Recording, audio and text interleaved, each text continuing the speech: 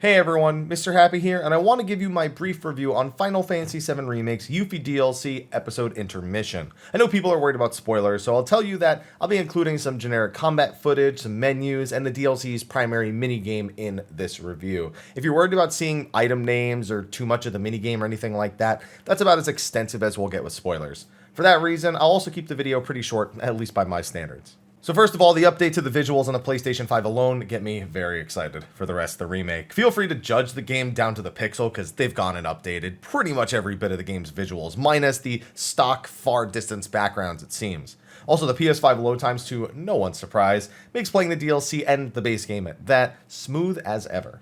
The DLC itself focuses around Yuffie, an iconic character from the original who was actually altogether optional way back when. Doubt that'll be the case with the future parts of the remake, but having her be the focus here gives us insight into how they'll likely approach her going forward. She's energetic, a bit of a goof, and an all-around pleasant character. The English voice work by Susie Young perfectly encapsulates this, and I look forward to her contribution to the remake series going forward.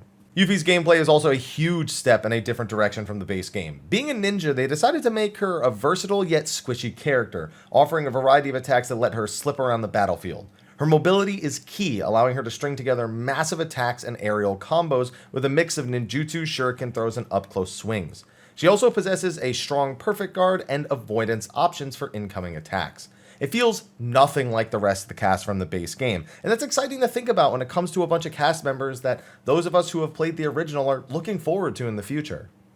In the DLC, Yuffie is joined by an ally, the brand new to the franchise character, Sinon. You can't control Sinon, instead you'll be issuing him orders through the wait menus like you would a party member in the base game. Despite being AI controlled, Sinon is incredibly capable, having powerful damage and tanking options. You can even have Yuffie synergize with him, causing them to perform similar attacks in tandem, have him come to her aid when she's hit, and even unleash incredibly powerful combo attacks. I do hope they explore the potential of synergy options in Remake Part 2 amongst normal party members, maybe allowing them to be adjustable depending on who's in the party from time to time. I think it'd be a pretty fun option. Yuffie and Sinon are more than capable of dealing with the multitude of boss battles in the DLC, and the bosses themselves retain the same great quality from the base game. Heck, I'd even say some of them are way better. A new base game super boss also becomes available after you finish the DLC for the first time, and that is easily the pinnacle of boss design for the Final Fantasy VII Remake series so far. Overall, the gameplay retains the quality of the base game and pushes it to another level. Perhaps Yuffie gets tuned down when we play her in the sequel games, as she is likely overly versatile here due to being the only controllable character. But if they keep her feeling similar, I will be overjoyed. The story she goes through is also a pretty interesting one. I promise no spoilers here, so all I'll say is that longtime fans of the compilation of Final Fantasy VII will have many questions about the events of this game going into sequel titles. I'd avoid the comment section down below or scroll with caution, just in case any of that finds its way down there. The length of the story itself for the DLC is roughly 4 to 5 hours, depending on how much time you get hung up on exploring or side quests. There is also a hard mode and new challenges to face in both Yuffie's DLC and, as I mentioned earlier, the base game itself. So one could roughly estimate 10 plus hours out of this DLC. For me, I know that most of those hours were spent on the DLC's new minigame, Fort Condor. In the original Final Fantasy VII, this plays a particular role in the story that I won't get into, and it's a role that will probably be retained in future parts. However, for this DLC, it's like an auto chess style minigame. You drop units onto a map, they automatically advance to the enemy base, and battle with enemy units along the way. First to defeat the enemy base wins. It is a little bit more involved than that. There's boards that you pick which will determine what your loadout capacity is, your speed, as well as your other stats. There's also different units that have different types in a rock, paper, scissor-esque triangle of advantages and disadvantages. Different attack patterns, AI, and not to mention opponents that can be absolute cheaters from time to time. It's incredibly well crafted, simple to understand, and it's just a fun minigame that I demand remains in the sequels. If it's not there, I'm gonna be upset.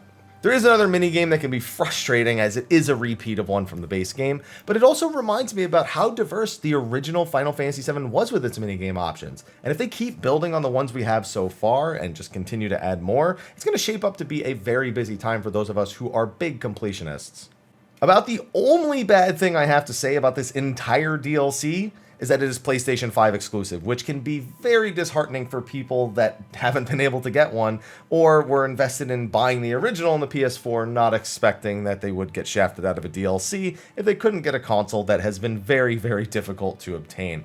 So I'm not a huge fan of the fact that they decided to do this. I get that they're moving forward, but that to me is the biggest downside of episode intermission. My final spoiler-free thoughts, this DLC was definitely better than I expected it to be. I'll probably say that about most of the remake series as it comes out because I keep my expectations right in the middle for this one. I'm not a super fan of Final Fantasy VII by any regard, but as a longtime fan of the Final Fantasy franchise, I definitely hold it to a higher regard than I do most other games.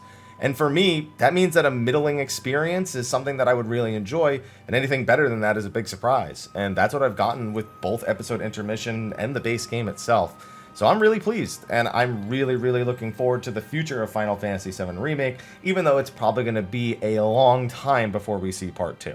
But you know what? As middling as my expectations will continue to be for every individual part, I can't help but just have a good feeling. Suzy Young's performance as Yuffie is definitely a highlight of the series thus far. And if they can continue to come up with cast members as they have in the base game, as they have in this DLC, to bring these characters to life in a way that I just never imagined it, honestly, it just makes me really excited to meet the rest of the cast going forward, even if it will be a while. And with that, that's going to be a wrap for my thoughts on Final Fantasy VII Remake's Yuffie DLC episode intermission. Again, I'd say comment below about what you thought, but be very wary of spoilers if you go down there and you haven't actually played it yet. But thank you for watching. Be sure to like, favorite, subscribe, and share. And stay tuned. I do plan on doing some 7 Remake related guides here on the channel. So thank you for watching, and until then, take care.